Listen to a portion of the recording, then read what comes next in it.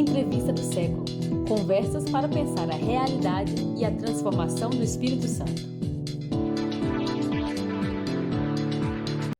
Olá, bem-vindo, bem-vinda, bem-vinde. Eu sou Vitor Taveira. Essa é mais uma entrevista do século, diretamente do estúdio 42B, Centro de Vitória. Eu lembro sempre que essas outras entrevistas estão disponíveis nos canais Século Diário, no YouTube, plataformas de áudio e no séculodiario.com.br. Siga a gente por lá, acompanhe, receba em primeira mão as atualizações. Hoje, nossa convidada aqui com a gente no estúdio é a Laís Lacerda. Ela é presidente do Instituto Nacional de Educação Perinatal e Saúde, o INPES, vice-coordenadora da Associação de Doulas do Espírito Santo, a ADOULES, e embaixadora capixaba da Rede pela Humanização do Parto e do Nascimento. Já podem imaginar pelas essas credenciais, né, que temos muito para falar de um tema que eu considero importante e emblemático, né, até para a gente pensar na nossa sociedade, né, como que as pessoas nascem, como que os seres humanos têm vindo ao mundo, como é, como deveria e como poderia ser. Então, muitas histórias e muitas lutas acontecendo. Obrigado, Laís, pela presença, seja muito bem-vinda. Eu queria começar para a gente falar um pouco disso, como é que nossa sociedade hoje, principalmente, né, em países, como você estava falando, do chamado terceiro mundo, né, países como o Brasil, medicalizaram tanto esse processo do nascer, né, que por muitos, nem séculos, milênios, foi um processo natural, né? Perfeito. Obrigada pelo convite. É o assunto da minha vida.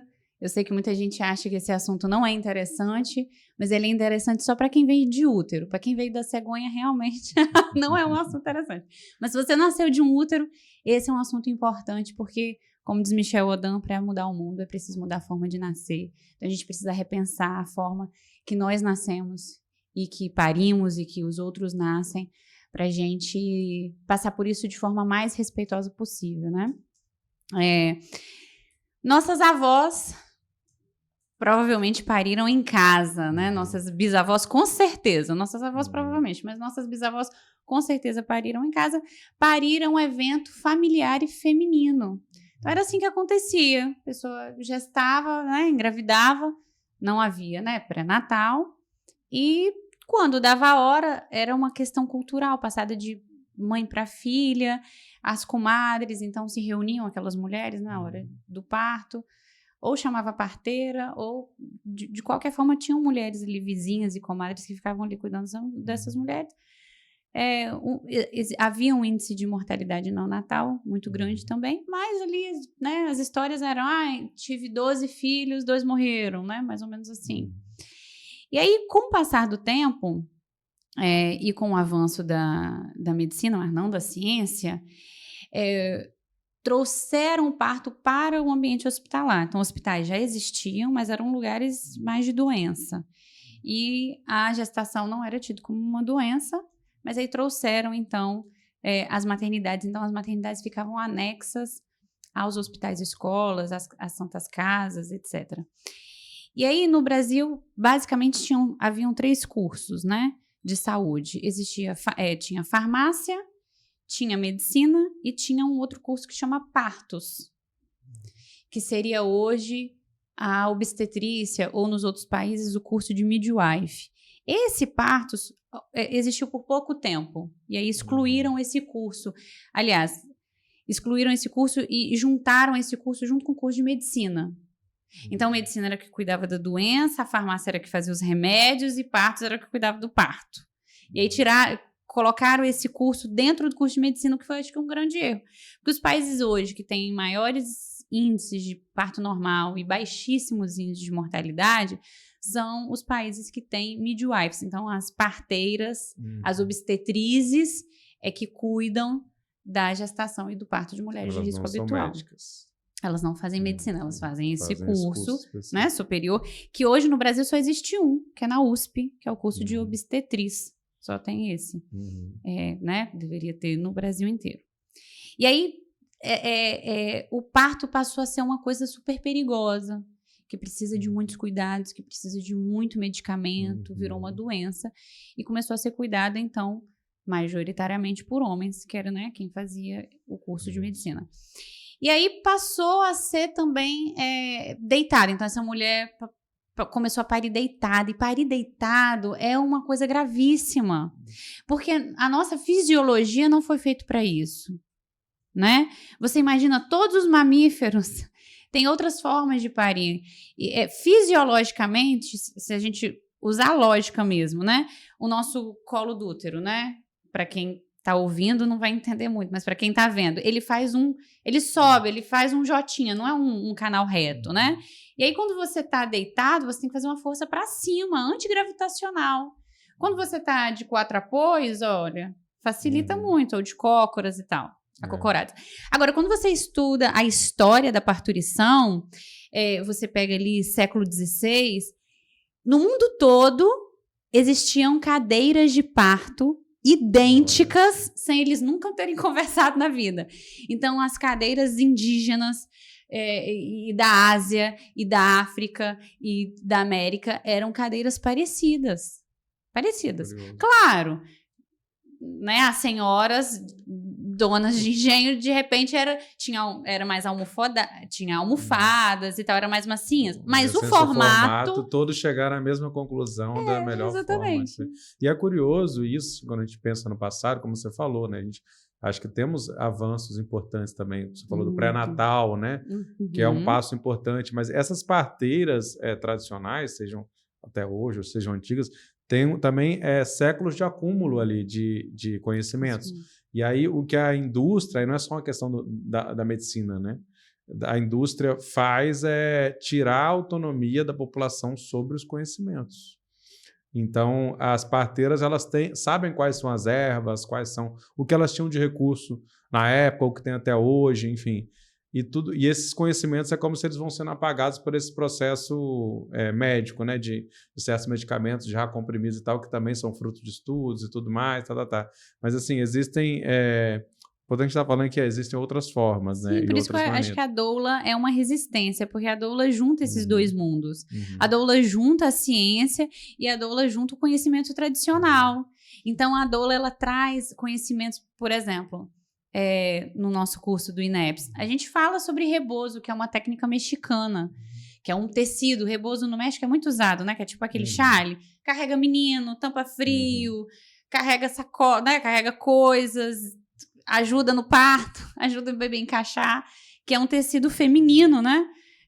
Que coloca na cabeça, enfim, é um adereço que é estético, é medicinal, é da vida. E aí traz esse conhecimento ancestral de chás, de ervas, hoje colocaram um nome chique, né? Chama spinning babies. Algumas técnicas, mas são técnicas tradicionais, indígenas também, né? E essa, eu queria falar, a coisa da doula é relativamente recente. A profissão doula, com esse nome, ela ressurgiu, digamos assim. Doula vem do grego, significa escrava, né? Então, seria uma escrava até específica. Existiam escravas específicas que ajudavam no parto, né? Mas Dana Haffel, que era uma antropóloga americana da resistência, né? Ela discutia muito com a Nestlé por conta da amamentação. Ela estudava muito sobre amamentação e a Nestlé matou muitas crianças indiretamente. Porque ela distribuía o leite em pó, né, para muitos países, inclusive para muitos países da África. E aí a mulher dava mamadeira, a mãe dava mamadeira, aquilo uma hora acabava e o leite não tinha mais leite, né? E aí o bebê ia mamar o quê? Né? Só que a propaganda era, olha como é que a gente alimenta o mundo, mas alimentou o mundo, né? Tirando a autonomia das mulheres, a cultura, enfim.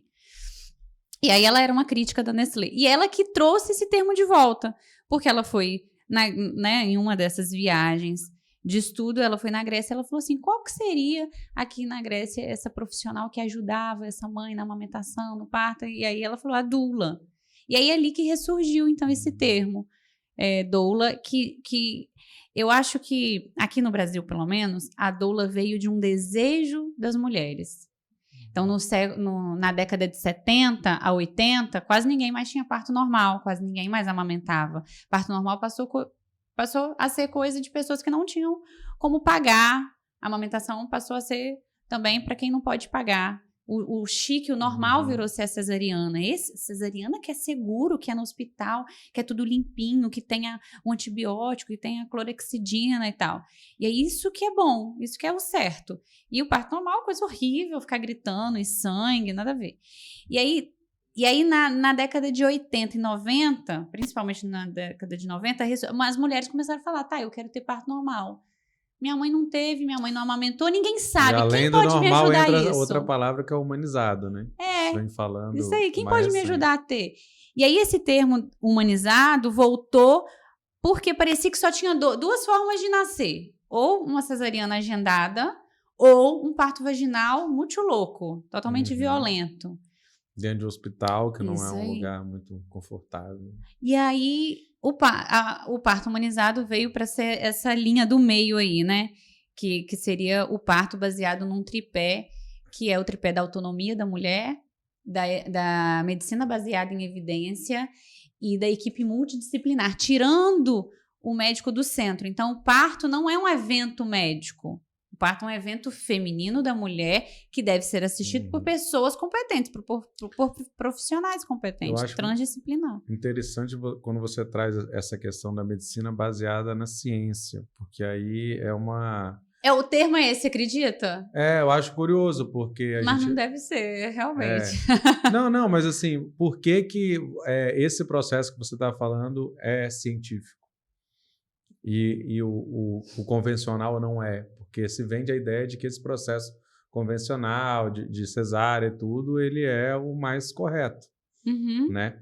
E quais são as evidências científicas que mostram que não? Que eu acho que as organizações internacionais também têm feito muito, a OMS, acredito, né? Essas organizações têm feito várias recomendações, inclusive, né, para os países.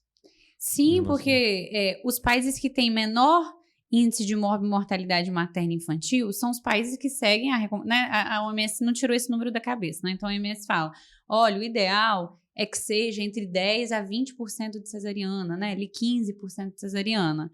Ela não tirou esse número de trás da orelha, ela viu os países que tinham menos mortalidade materna neonatal e viram que esses países como Holanda, Suécia, Finlândia, sei lá, Canadá, Inglaterra, esses países, o que eles fazem, né?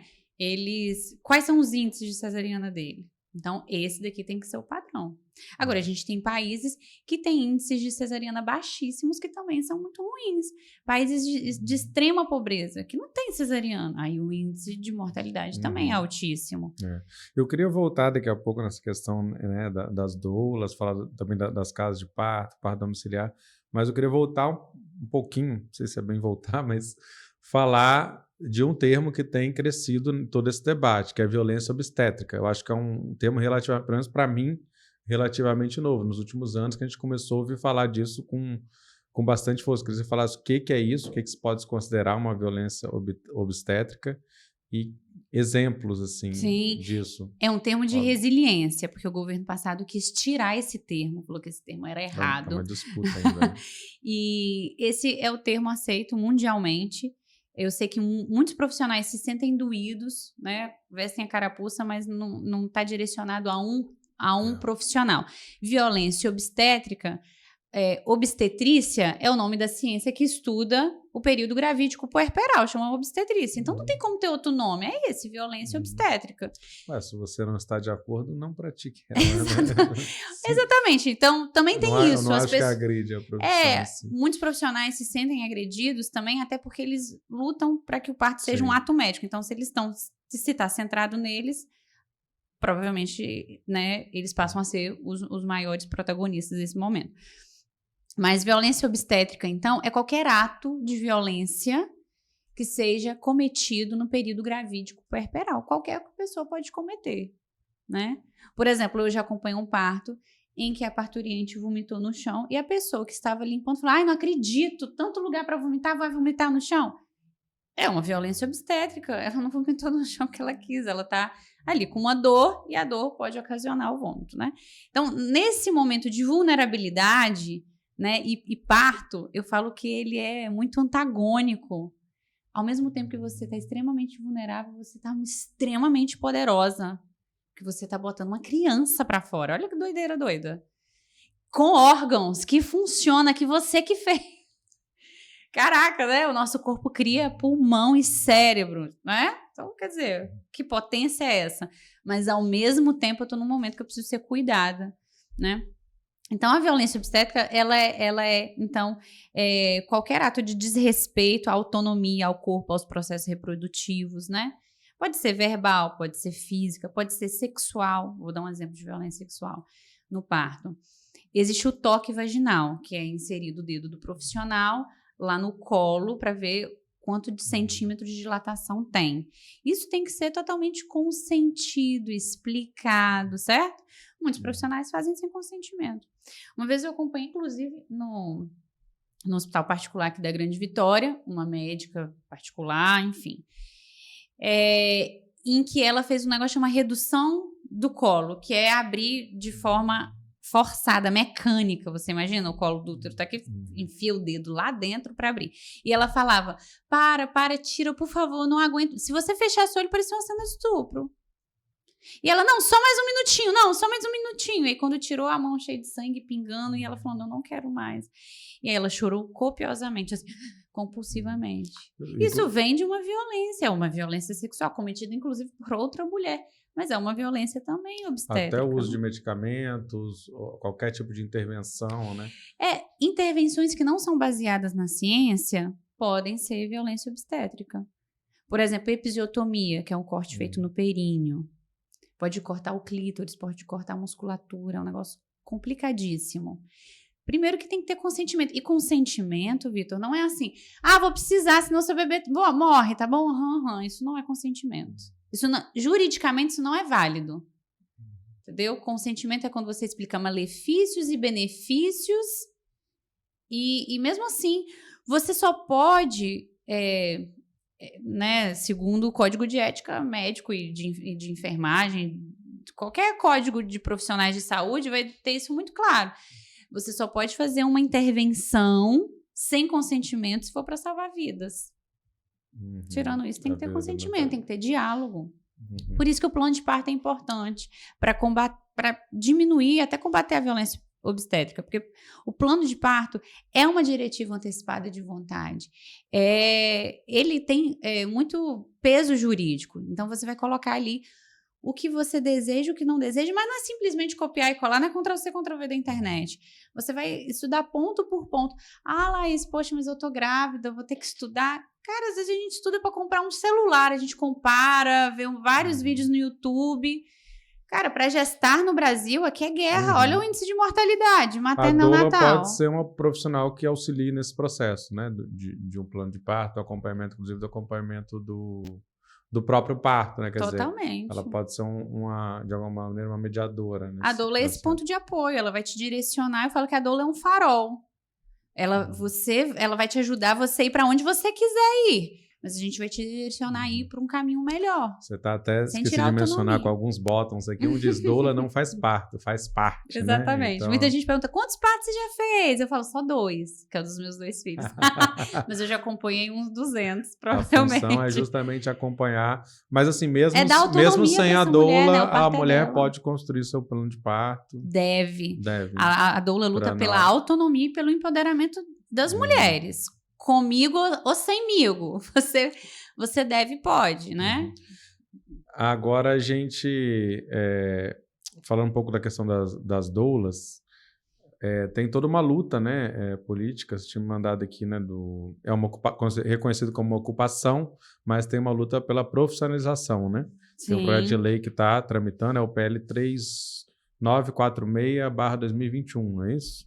Que, inclusive, vai ter uma mobilização, né, acontecendo 26 a 29 de fevereiro em Brasília, em torno disso. Eu queria que você falasse um pouco dessa questão. O que está previsto nesse PL? Qual que é a importância dele? Então, nós estamos organizadas, as doulas estão organizadas em associações, temos associações em quase todos os estados e temos uma federação nacional, que é a FENADoulas. Um beijo para a nossa presidenta, Morgana. E a FENADoulas está organizando essa terceira mobilização. Então, as meninas estarão lá dia 26 a dia 29, conversando com os deputados federais que desejarem recebê-las para falar sobre, fazer um lobby, né? O lobby laranja, um lobby do bem, para conversar sobre a importância da profissão doula para reduzir a morbimortalidade materna e neonatal no Brasil. Porque isso é ciência, tá, gente? Doula é comprovado cientificamente. A gente tem estudos na Cochrane, que talvez seja a maior base de dados da saúde, dizendo que a doula, sim, o bebê nasce melhor, um índice de Apgar do bebê é melhor, a doula reduz o índice de cesariana, a doula reduz a medicação durante o trabalho de parto, a analgesia, aumenta a confiança da mulher, aumenta a autonomia da mulher. Isso é ciência, é pesquisa, certo? Com amostras grandes, tipo 16 mil pessoas, sabe? Então, a doula é benéfica. Ser contra a doula é ser contra a ciência. Simples assim. Sei que algumas maternidades da Grande Vitória não aceitam a entrada da doula, o que é um absurdo. Até Sobre porque qual a argumentação? não tem espaço, não tem roupa. Né? A mulher vai para cesariana. A doula não pode entrar no centro cirúrgico, não tem roupa. Pijama cirúrgico para doula. Mas a gente tem uma lei, né? Todas as cidades da Grande Vitória têm lei, né? São leis municipais. São né, leis municipais que assim, permitem a entrada da doula. São porque, infelizmente, a gente tem esse problema, né, no sistema que às vezes muda o diretor e aí muda tudo, né? Mas as doulas devem entrar. Pelo menos a lei de Vitória, então, é muito incisiva. Paga multa. O hospital pagaria multa se não deixasse a doula entrar, né? Então, mas para quem quiser ajudar a mobilização das doulas, aqui, ó, regulamenta doula. Temos um Pix também, chama leidedoulasbrasil@gmail.com, é a chave. Militamos aí com o nosso financiamento próprio e precisamos aí da ajuda não só para nós, mas para as mulheres, para todas as mulheres. É interessante que você trouxe aqui, né, no material que você enviou, porque é uma questão, a gente está discutindo uma questão de saúde e tudo mais, mas assim, tem uma questão além disso, que é o direito da mulher ter um parto agradável, como ela deseja, né? No lugar que ela se sinta confortável, com profissionais que ela se sinta confortável, né? Porque, como você disse, em alguns casos o parto é um trauma, né? E essa violência obstétrica, eu já vi vários casos, relatos, que as mulheres só sabem depois, e às vezes anos depois, quando elas ouvem falar, quando elas começam a conhecer, que elas percebem que elas sofreram, né?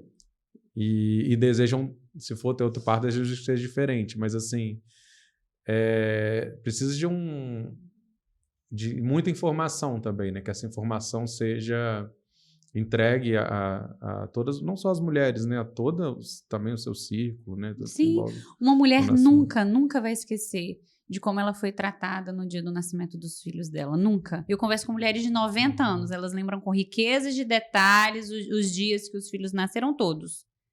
Pro bem ou pro mal, isso. Né? Então, é muito importante que as mulheres sejam respeitadas em todas as fases da vida, mas também quando elas estiverem parindo. Eu tenho uma amiga advogada que ela fala assim, às vezes a mulher vai botar um silicone, ela é extremamente respeitada. Para parir uma criança, batem nela. Isso daí tem vídeo no YouTube. Você colocar violência obstétrica, violência física. Tem médico lá batendo numa mulher em trabalho de parto, chamando ela de burra, de boba. A gente não precisa ir longe. O caso Chantal apareceu no Fantástico. Uma mulher de classe alta, influencer, com muito dinheiro. Isso não impediu ela de sofrer violência obstétrica. Ele chamou ela de viadinha, várias coisas. Não sei se você chegou a ver essa matéria. Uma coisa horrível. E ele não foi condenado, mesmo com vídeo. Queria que provasse mais o quê? Então, infelizmente, eu acho que as coisas... Primeiro, precisa começar na academia, né? Muitos cursos de medicina na parte da obstetrícia não são baseados em evidências, são baseados em empirismo.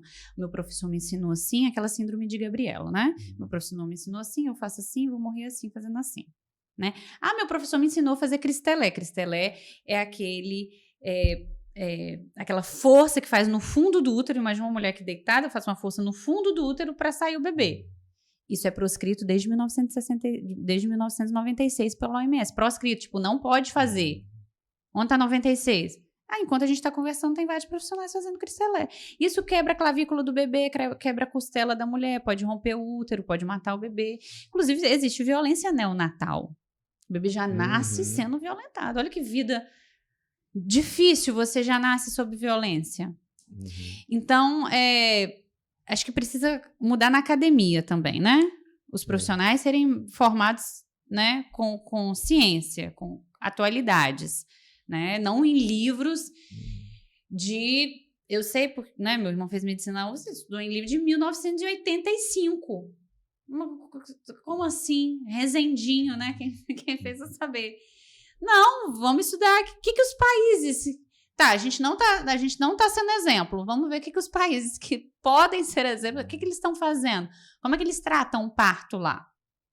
E o parto nos países que têm menores índices de mortalidade, quem cuida das mulheres de gestação de baixo risco são as midwives, são as parteiras, são as enfermeiras obstétricas que cuidam. Só vão para o médico quando é alto risco.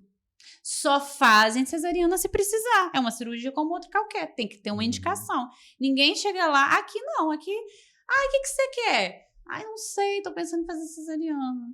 Lá não existe essa opção. O que você... Não sei, lá no dia que a gente vai ver, né? Tem, né? O caminho é parto normal. Se precisar, vai ser uma cesariana. Eu queria até entrar nessa questão, para você explicar um pouco da questão do parto domiciliar, das casas de parto normal, casa de parto, centro de parto normal. O que são essas opções, no que difere, por quê?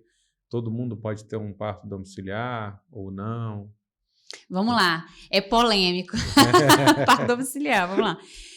A OMS diz o seguinte, que as mulheres de risco habitual devem parir em lugares que elas se sentem mais seguros, desde que tenha equipe experiente para isso. Ponto. Eu fui uma gestante de risco habitual, eu optei por parir em casa com uma equipe extremamente experiente. Risco habitual significa... Risco habitual, não alto risco. Não tem nenhuma patologia. Tá grávida e tá tudo certo. Não tem uma hipertensão, não tem uma diabetes gestacional, não tem nenhuma doença combinada ali. E aí, é isso. Então, para você ter um parto domiciliar, você precisa ser uma gestante de alto risco, você precisa querer ter um parto domiciliar, você precisa contratar uma equipe experiente, né? Que vai ter que tem todos os equipamentos, elas trazem oxigênio para sua casa, tudo que você imaginar. Aqui é bem comum, né? Parto domiciliar, se a gente pensar na população inteira.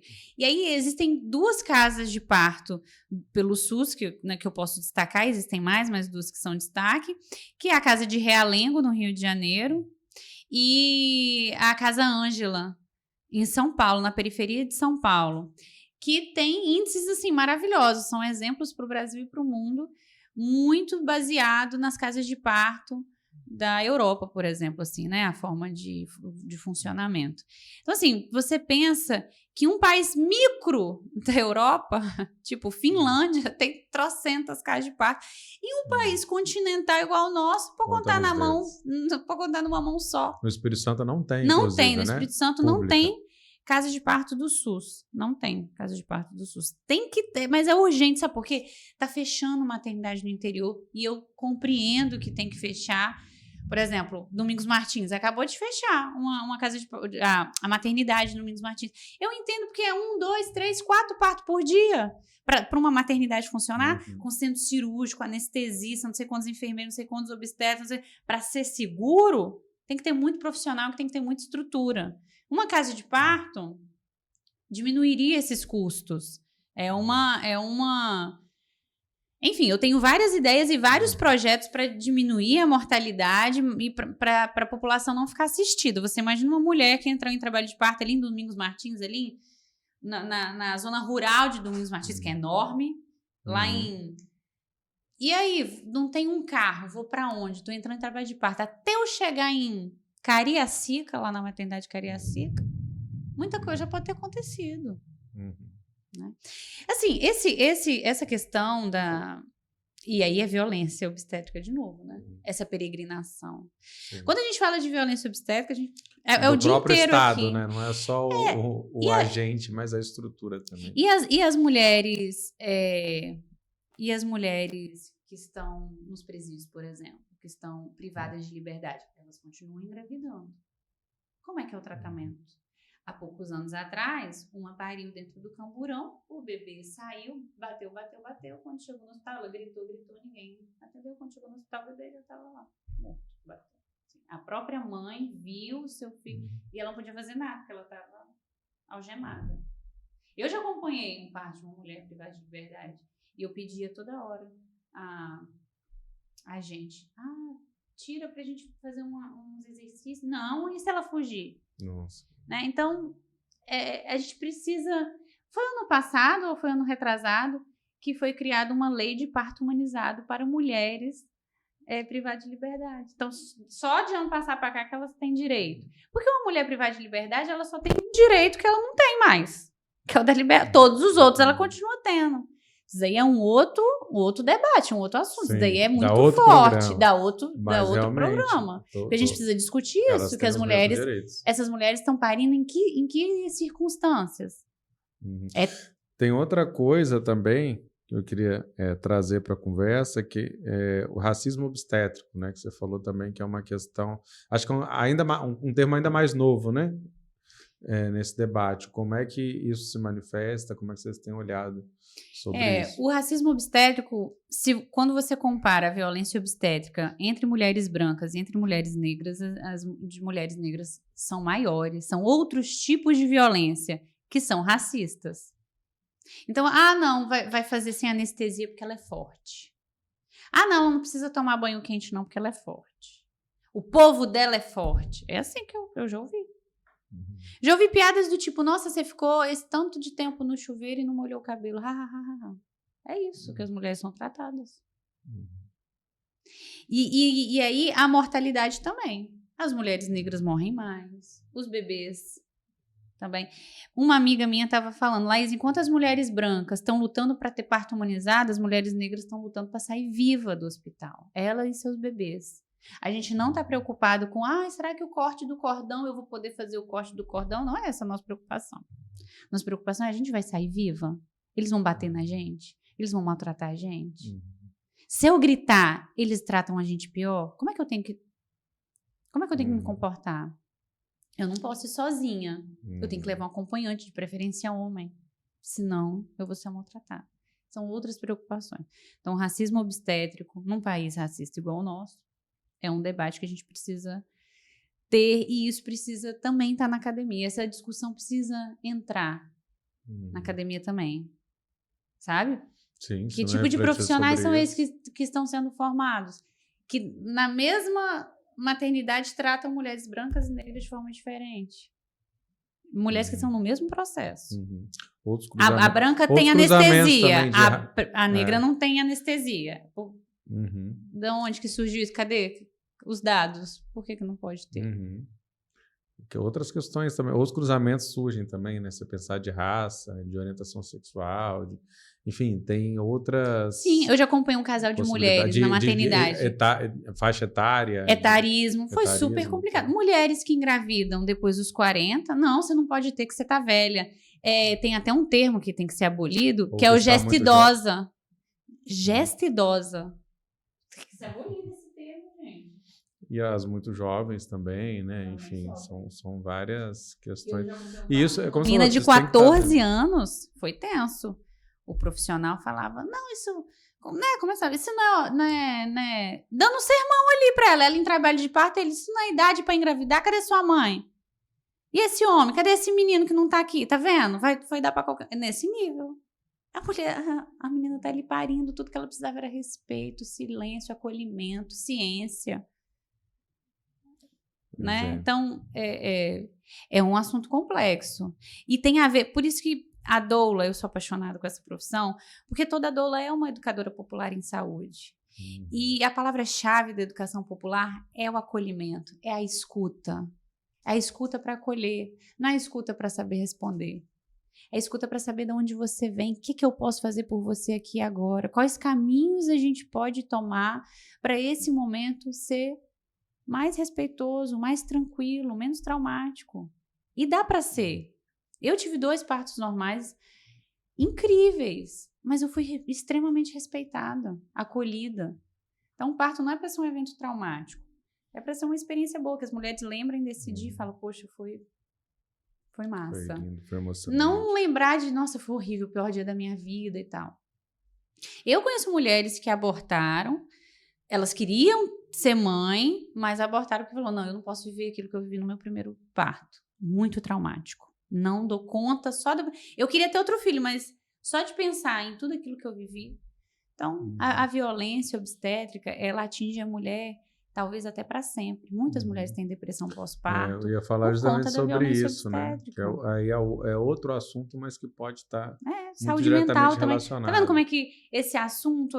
Porque se você tem violência obstétrica e você tem depressão pós-parto, olha só, a saúde materna dessa mãe está prejudicada, a saúde desse bebê, e aí isso vira uma rede, né? Porque realmente a gente não, né, tem que pensar o parto, tanto o pós como o pré, né? Eu acho que é uma experiência conjunta, né? Ela não é separada, quer dizer, é um processo que vai levar a isso. E aí tem duas coisas que eu queria falar, assim, uma que para mim assim, eu tinha pensado sobre, tá falando, né? Quer dizer, menos medicalização do processo produz menos mortalidade materna e neonatal.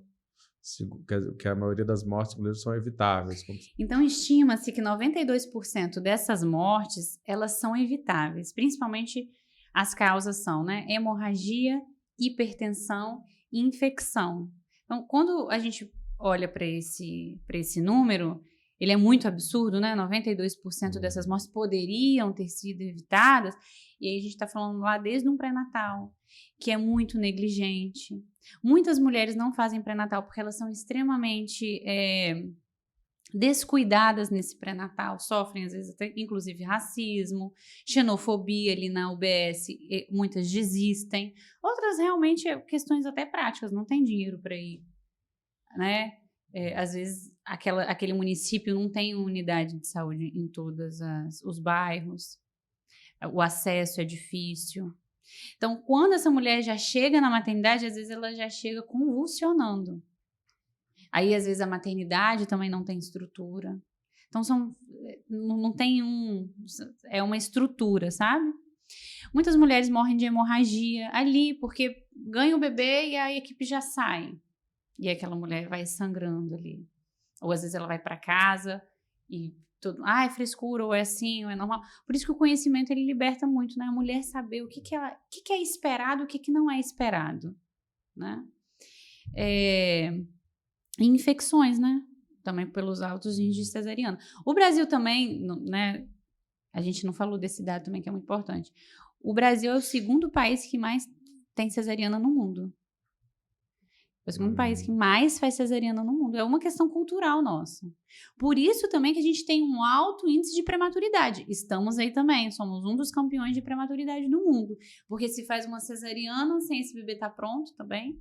Porque o processo natural é ele sair no momento em que... entrou em trabalho de parto, ele sinalizou que está pronto, né? E também por causa da hipertensão. Como tem muita hipertensão, às vezes precisa tirar esse bebê antes do tempo. Então, a gente também tem uma outra questão de saúde pública, que é a prematuridade, que é uma questão que é caríssima também. E aumenta o risco de morte. Do bebê, E aí, nem todo lugar tem UTI, né? O TIM, né? A gente pensar assim no Brasil, né? É uma questão também que a gente precisa pensar. E aí, pensando nessa coisa das casas de parto, como é que funciona isso? Como lidar com essa questão do risco? Antes de falar da casa de parto, posso só dar uns dados sobre a razão de morbimortalidade no Brasil? Olha só, no Brasil, hoje, aliás, em 2008, nós tínhamos 58 mortes maternas, né? A cada 100 mil nascidos vivos. Em 2017... a gente tinha 60. Então, mantemos ali, né? Para quase 10 anos, a gente não melhorou em nada. Na verdade, até aumentou. No governo anterior, em 2021, a gente chegou a 107. O Brasil foi um dos países que mais morreram mulheres grávidas na pandemia do Covid. E aí você pergunta, por quê? Alguma coisa tem, né? E aí, aí você pensa, mas é pouco tempo para reduzir a mortalidade. A Bielorrússia, ela conseguiu de passar para 15 em 2008 para 2 em 2017. Enquanto a gente aumentou, ela passou para 2. Gente, 2 mortalidades a cada 100 mil é nada. É um número exemplar. Talvez seja o melhor do mundo aí hoje, seria a Bielorrússia. Então, como que a gente vai chegar a 30, uma razão de 30 mortalidades a cada 100 nascidos vivos, até 2030, que é um dos objetivos de desenvolvimento sustentável? E aí, eu te respondo, a casa de parto, eu acho que é um desses caminhos para a gente reduzir essa mortalidade. Por quê? Porque a casa de parto, primeiro, que é o que tem feito, é o que os países de primeiro mundo têm feito, assim, principalmente os países de welfare state, né? E a gente tem exemplos maravilhosos aqui, como a casa de Ângela, como a casa de Helling, outras casas de parto, temos pouquinhas, mas elas são um exemplo. E elas reduzem a mortalidade porque, primeiro, que o pré-natal é muito próximo dessa mulher, né? Algumas casas de parto, inclusive, fazem pré-natal domiciliar. Imagina, a enfermeira vai até a sua casa, conhecer a sua realidade. Às vezes tem casa de parto que tem um assistente social. Então, aquela coisa de medicina da família mesmo, medicina... né? Que é a medicina de proximidade, Isso. que é que permite ter um melhor diagnóstico. Né? Porque essa mulher chegou e ela tá com um início de restrição. O bebê tá com início de restrição de crescimento intrauterino. O bebê não tá crescendo. Aí na rede aciona assistente social, vai ver lá não tem comida. Então, o que a gente pode acessar de direito aqui para essa mulher comer, para esse bebê ficar bem? Né? Então, é um todo, né? E aí, é a saúde próximo mesmo, é perto, né? E aí consegue reduzir esses índices. E a maioria das mortes acontecem realmente ali no dia, né? No dia do trabalho de parto, nessa internação. E aí a assistência humanizada ao parto, essa assistência baseada em evidências, na autonomia da mulher, na humanização, no acolhimento, ela reduz a mortalidade.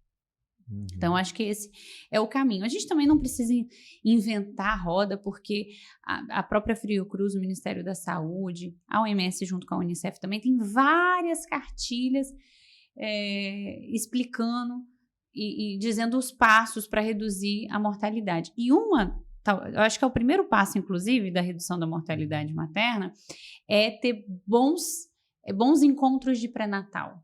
É conversa mesmo. Encontro de pré-natal que tira dúvida, que fala sobre a importância. E hoje, muita gente faz pré-natal de 15 minutos. Inclusive, estou falando na rede, nos convênios, na ANS. Tem muitos planos de saúde que restringem o médico. Se passar de 15 minutos, a gente diminui o percentual que ele ganha. Mas você faz um pré-natal em menos de 15 minutos. Você tem que pesar essa mulher, você tem que medir o fundo do útero, você tem que aferir a pressão dela, você tem que olhar exame, passar exame e conversar com ela. Como é que ela está se sentindo, conversar sobre o parto, fazer uma educação perinatal que não consegue fazer. Qual profissional consegue fazer uma educação perinatal, né? Exato. Por isso a gente fala de parto humanizado, que deveria ser quase como uma redundância, né? Mas é porque se desumanizou o sistema. Se desumanizou. Que vai Michel Adam, ele não gosta desse termo, parto humanizado. Ele fala parto animalizado, porque ele fala que parir é uma questão mamífera, né? Parto mamiferizado. Que se você parar para pensar assim, que um negócio entrou microscópico em você e vai sair com 3,5 kg pro neocórtex, querido, isso não vai acontecer. Mas a verdade é que nós sabemos parir, a gente só precisa acessar esse conhecimento, tá dentro da gente, a gente só precisa acessar ele. Mas aí nessa casa de parto, quer dizer, em caso de alguma emergência... Tem ambulância, né? A casa de parto, ela tem toda uma cartilha, né? Isso tem uma legislação para que ela funcione, a arquitetura dela, como é que tem que ser, quantos profissionais, quem são esses profissionais, o treinamento dos profissionais, tem que ter ambulância, tem tudo. Eu nunca fui, mas imagino até uma estética diferente do hospital. Né? Porque a maternidade não deixa de ser um hospital. É uma casa adaptada, mas tem cara de casa. Geralmente as camas são de casal, não são uma cama que fica alta, é uma cama de casal. Geralmente o companheiro dorme ali junto, daí tem o bercinho do lado. Que precisaria ser uma política, não sei entender, meio que massificada, né, para ter... Eu publicaria provavelmente uma política federal, né? é uma política federal, mas que os municípios precisam aderir, mas que tem um entrave, uma briga política muito grande. Porque casa de parto, os profissionais que estão lá são enfermeiras obstétricas ou obstetrizes, né? Técnicas de enfermagem, geralmente, né? Doulas e do técnico administrativo. Então, não tem médico. Não pode ter, né? Porque o que o médico sabe fazer diferente da enfermeira, ele não pode fazer lá, ele tem que fazer na maternidade, no hospital. Agora, tem também os centros de parto normal, que são um pouco mais comuns. Por exemplo, a maior maternidade do Brasil, se não me engano, Sofia Feldman, ali em Belo Horizonte.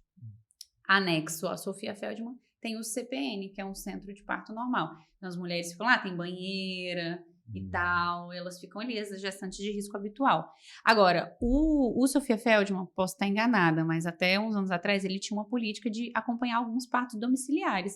Então, você fazia o pré-natal lá no Sofia, pelo SUS, uma maternidade do SUS, e aí algumas mulheres eram selecionadas e essa equipe ia lá para casa dessa mulher. Como se fosse até um piloto, assim, né, para testar. Porque tem essa questão que é fundamental, né, porque a gente fala...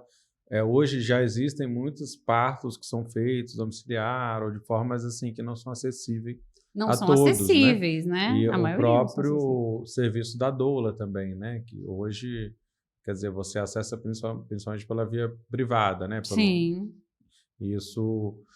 existe alguma política, assim? Esse PL trata disso? Esse PL trata da contratação do SUS. O SUS contratar doulas como educadoras perinatais, populares em saúde, ali para fazer rodas de conversa nas unidades básicas de saúde, nos equipamentos do SUS mesmo, da rede, não só do SUS como do SUAS também, né? E absorver também essas doulas nas maternidades. Né, nas maternidades, nos CPNs. Então, tem esse projeto. Por isso que vocês precisam apoiar a gente. A doula, ela pode participar também do pós-parto, assim? Ser um acompanhante pós ou geralmente... Deve. A doula, ela é essa profissional de nível técnico, né? Para acompanhar essas mulheres no período gravídico puerperal. Então, uma doula bem informada, ela vai auxiliar na gestação, no parto, no pós-parto, na amamentação, nos cuidados com o bebê. Isso é muito comum, inclusive na Holanda. Eu falei, né, para você que mais ou menos 40% dos partos da Holanda são domiciliares, custeados pelo governo. E lá eles têm uma política de enviar uma profissional no pós-parto. Todos os dias, acho que durante uma semana, se não me engano. Me corrijam aí se eu estiver errado. Então, essa profissional vai lá, bate cartão, digamos assim, na casa dessa puérpera. E elas auxiliam em tudo. Em tudo. Tudo que eu falo é, tipo, desde fazer comida, o que essa mulher precisar. Ajuda com os cuidados com o bebê, ensina a cuidar do bebê, ensina a amamentar, alimenta aquela família. Olha só. Porque a amamentação é outra coisa que é importante, quase que não é falada, né? Você estava me contando aqui no bastidor que é quase jogado como uma obrigação para a mulher. Os benefícios da amamentação, eu acho que, né, a gente já sabe, é o melhor alimento do mundo, né? É conhecido como o líquido dourado, o líquido de ouro, né? Previne câncer de mama na mulher que amamenta, câncer de colo do útero, evita infecção no bebê, né? Então, o que a OMS recomenda no Ministério da Saúde também, né? E a Sociedade Brasileira de Pediatria é que os bebês sejam amamentados exclusivamente até 6 meses. Exclusivamente. Olha que peso. Não tem água, não tem chá, não tem nada. Exclusivamente até os 6 meses e por, no mínimo, 2 anos. Esse seria o padrão ouro. Mas a gente tem política pública para isso? Uma mulher consegue ficar 6 meses em casa por conta de um bebê amamentando? Então, a gente precisa também pensar nisso, que amamentar não é de graça. Para uma mulher amamentar, ela tem que abrir mão de tudo. Alguém tem que alimentar ela. Eu falo, para uma mulher amamentar, alguém tem que amamentar ela.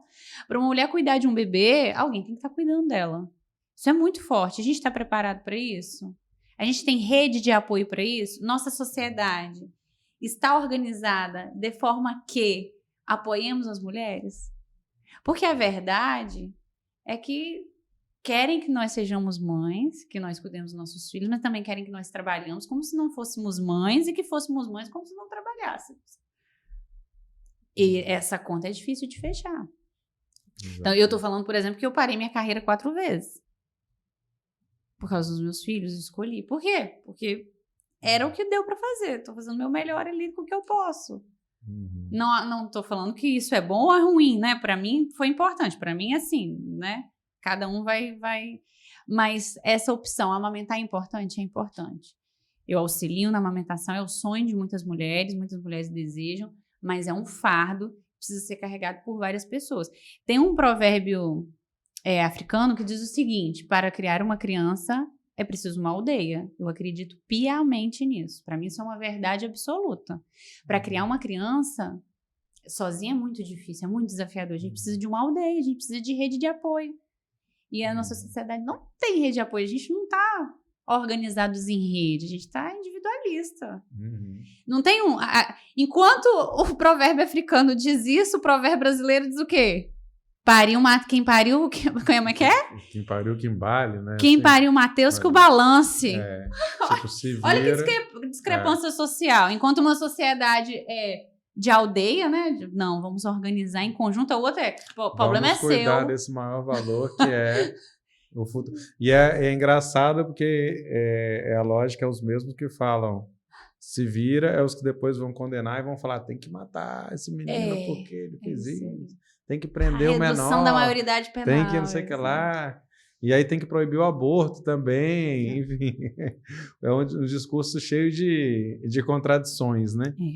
Mas só terminamos então, nos últimos minutinhos. Se você quiser deixar assim, uma última mensagem, o que você diria para uma gestante ou quem quer, né, pretende gestar, alguma última mensagem? Primeiro para o Estado. Quem o tem recado. Que ouvir, né? Pode ser também.